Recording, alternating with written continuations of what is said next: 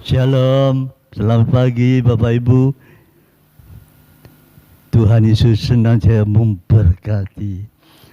Bagaimana? Dapat tidur nyenyak? Puji Tuhan. Mari kita berdoa sebelumnya. Pagi ini kami sungguh bersyukur Tuhan, karena kasih karunia-Mu kami dapat menikmati tidur semalam dengan nyenyak. Pagi ini dengan tubuh yang sehat, kami boleh datang lagi di bawah kaki Tuhan, mendengarkan kebenaran firman Tuhan.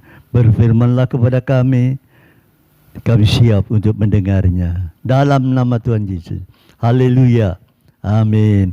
Bapak Ibu, pagi ini berbahagia kita. Semangat.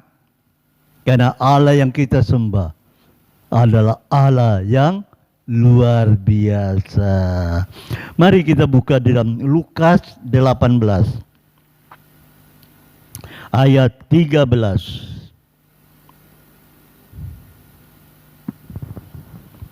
Lukas 18 ayat 13. Tetapi pemungut cukai itu berdiri jauh-jauh, bahkan ia tidak berani menengadah ke langit, melainkan ia memukul diri dan berkata, "Ya Allah, kasihanilah aku, orang berdosa ini." Puji Tuhan. Judul firman Tuhan pagi ini berbicara, miliki hati yang jujur. Ya, hati yang jujur. Kita harus memiliki hati yang jujur. Apa yang ada pada kita, keberadaan kita, jujur di hadapan Tuhan. Sebagaimana pemungut cukai pada waktu dia datang di bait Allah untuk berdoa, dia berdiri jauh-jauh, tidak berani menengadah melihat ke langit. Bahkan dia memukuli dirinya. Ya Allah, kasihanilah aku, orang yang berdosa ini. Pengakuan, kejujuran kita, orang yang berdosa di hadapan Tuhan, itu akan menarik belas kasihan Tuhan. Belas kasihan Tuhan akan turun. Melihat kejujuran kita, orang yang berdosa ini membutuhkan keselamatan, membutuhkan Yesus sebagai Tuhan dan Juru Selamatnya, di mana Yesus datang untuk mencari orang yang berdosa supaya mereka bertobat. Nah, kriteria orang ini masuk dalam bilangan ini, orang yang berdosa, yang mengakui keberadaan di hadapan Tuhan. Ya Allah, kasihanilah aku, orang yang berdosa ini. Ini yang menyenangkan hati Tuhan. Jangan berkata, ya Allah, aku sudah berpuasa, seperti orang Farisi. Tuhan tidak senang. Tapi orang yang rendah hati, yang mau mengakui keberadaannya akan dosa-dosa, ini yang menyentuh hati Tuhan. Mari Bapak Ibu, pada saat-saat sekarang ini, kita hidup dalam dunia yang sukar. Ya, dalam hal pandangan hidup mereka banyak yang berbeda-beda. Mereka mengadakan usaha bagaimana dapat menguntungkan yang besar, untuk mengetahui dan untuk mendapatkan keuntungan yang besar itu dengan cepat menjadi miliknya. Ini semua yang menjadi pemikiran mereka. Siapa dapat, siapa cepat, itu yang dapat. Tetapi mereka tidak memikirkan kejujurannya. Mereka usaha dengan trik-trik menurut pikiran mereka, tidak berdasarkan kejujuran hati kita di hadapan Tuhan.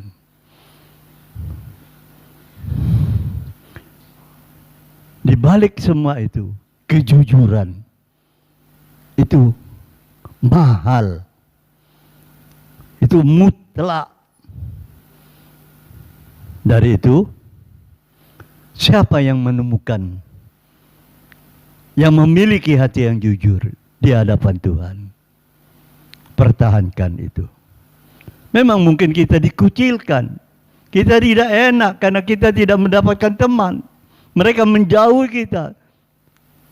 Tapi Allah yang menciptakan langit, bumi, dan segenap isinya menjadi teman kita, menjadi sahabat kita, bergaul dengan kita. Itu yang senang, yang kita rindukan, kita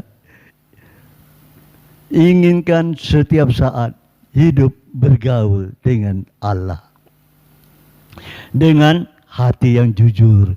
Karena Tuhan tahu keberadaan hati kita jujur. Karena hati kita juga tidak menuduh kita. Pada waktu dia di hadapan Allah, hati kita berkata, orang ini jujur. Tidak menuduh. Oh, orang ini bohong, tukanya munafik. Enggak. Ini dia. Berbahagialah kita yang mempertahankan yang Tuhan berikan kejujuran itu dalam hati kita. Seperti orang pemungut cukai ini. Ya Allah, kasihanilah aku orang yang berdosa ini. Rendahkan dirimu di hadapan Tuhan. Saudara, Ayub yang terkenal dengan saleh, ya, saudara sudah bisa baca semuanya itu. Pada suatu ketika Ayub berkata begini, katanya 41 ayat 6. Ayub berkata, oleh sebab itu aku mencabut perkataanku dan dengan menyesal aku duduk dalam debu dan abu. Kenapa? Nah ini, saudara bisa baca ayat 35, pasal 35 ayat 16. Karena Ayub berbesar mulut dengan sia-sia, banyak bicara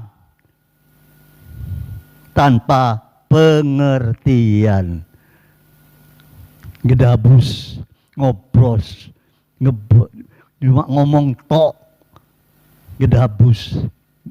Di sini dikatakan Ayub itu berbesar mulut tanpa pengertian. Nah itu sebabnya dia mengaku, Tuhan, aku mencabut kata-kataku.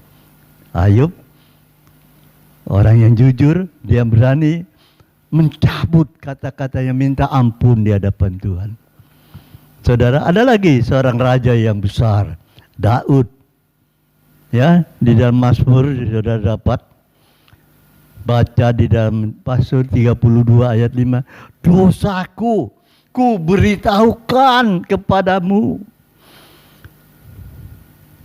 dan kesalahanku tidak ku sembunyikan. Ini, aku berkata, tidak ku sembunyikan. Aku berkata, aku akan mengaku kepada Tuhan pelanggaran-pelanggaranku. Nah ini saudara, dan kau mendengar, mengampuni kesalahanku karena dosaku.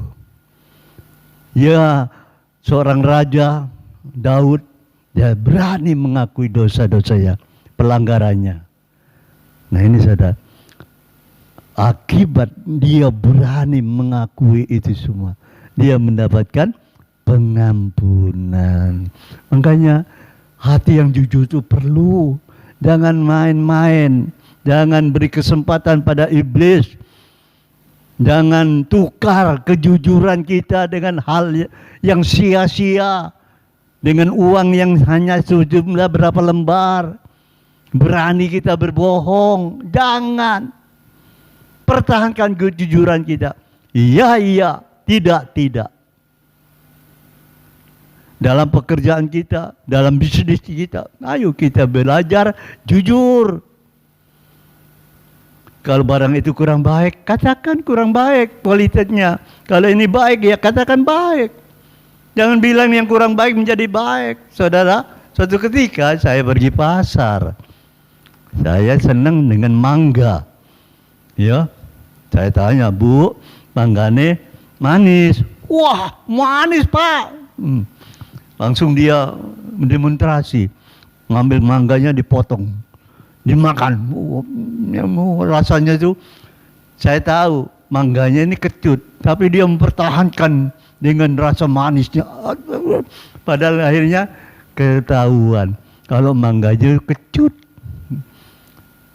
Kalau dia berkata, mangga ini kecut Pak, yang ini yang manis, orang itu jujur. Tapi dia mengakui yang kecut manis. Kenapa? Dia takut barangnya tidak laku. Itu sebabnya dia berani menjual kejujuran. Karena mangga yang kecut dikatakan manis. Hati-hati. Saudaraku, kejujuran itu mutlak dipunyai oleh setiap anak-anak Allah. Orang-orang percaya lakukan kejujuran itu di hadapan manusia. Kita berkata jujur juga di hadapan Tuhan. Saudara, bagaimana Tuhan tahu kalau aku tidak jujur? Nah, Tuhan tahulah. Tuhan yang kasih hati itu pelita yang akan berkata, Tuhan orang ini tidak jujur. Saya beritahu lagi, ada satu oknum yang mengetahui, yang namanya iblis. Jangan main-main melihat kejujuran dipermainkan, iblis langsung masuk. Ini kesempatan bagi dia. Karena kita yang membuka peluang iblis masuk dalam hati kita. Hati-hati. Berlakulah jujur. Karena kejujuran itu mutlak bagi orang percaya. Baik itu pendeta, hamba Tuhan, pelayan Tuhan, orang aktivis. Pokoknya kejujuran. Karena ada sepasang mata di surga itu yang akan mencatat. Dan sepasang iblis, mata iblis juga akan melihat. Orang ini siap diterkam atau dimakan. Nah, itu hati-hati saudaraku.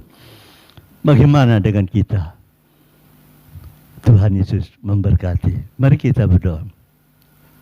Biarlah kasih anugerah-Mu turun. Berikan kepada kami pengertian tentang kejujuran itu Tuhan. Supaya kami tidak berdosa. Di dalam Tuhan, di hadapan Tuhan, dan di hadapan manusia. Tapi biarlah kejujuran yang kami dapat dari Tuhan, kami bisa buktikan kepada dunia, menjadikan suatu kesaksian, sehingga banyak jiwa-jiwa yang boleh melihat kemuliaan Allah di dalam kejujuran kami. Terima kasih ya Bapak, Kau berkati saudara kami yang saat ini akan bekerja, aktivitas selanjutnya Tuhan tolong satu persatu, Tuhan berkati usahanya, pekerjaannya. Terima kasih ya Tuhan, segala kepujian hanya bagi Yesus. Biarlah berkat daripada Allah Bapa, cinta kasih Tuhan Yesus Kristus dalam persekutuan Roh Kudus menyertai kami semua pagi ini sampai selama-lamanya. Haleluya. Amin. Selamat bekerja. Semangat.